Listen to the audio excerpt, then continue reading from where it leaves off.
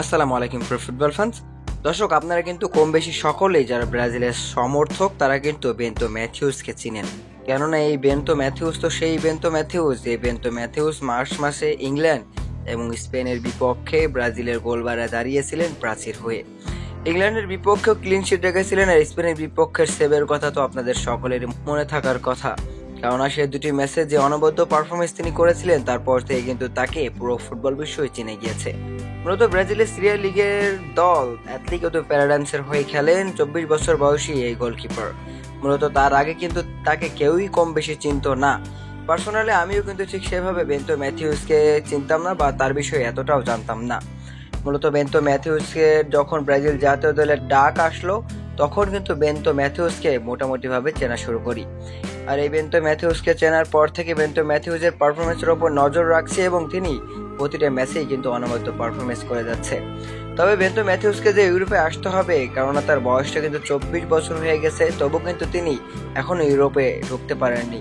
তবে তার সময়টাও এবার মনে হয় হয়েই এসেছে, কেননা তার ব্রাজিলের ওই দুটো ম্যাচে ভালো পারফরমেন্স করার পর থেকে কিন্তু বেন্তো ম্যাথিউসকে অনেক ইউরোপের জায়ান্ট ক্লাবগুলো তাকে দলে ফেরানোর জন্য আগ্রহ প্রকাশ করেছিল, কিন্তু শেষ পর্যন্ত এই লড়াই টিকেছিল চেলসি এবং inter Milan.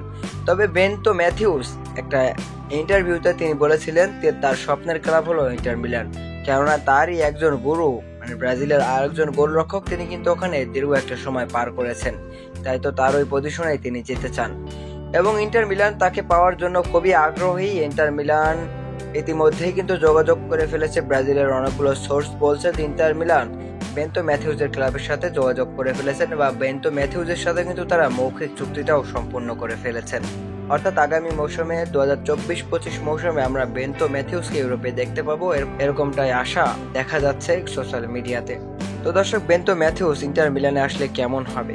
Bento Matthews inter মিলানে আসলে পুরোপুরিভাবে মূল একাদশে সুযোগ না পেলেও তিনি কিন্তু মূল একাদশে থাকার যোগ্য একটা দাবিদার, কেননা তার সেভগুলো কিন্তু এখনো পার্সোনালি আমার চোখে ভাসে। তো দর্শক, পার্সোনালি আপনার কথা জিজ্ঞেস করছি, আপনি যে ভিডিওটা দেখছেন আপনার কথা জিজ্ঞেস করছি, বেন্তো ম্যাথিউসকে আপনার কেমন লাগে অবশ্যই জানিয়ে দিতে পারেন আমাদের ভিডিওর কমেন্ট বক্সে।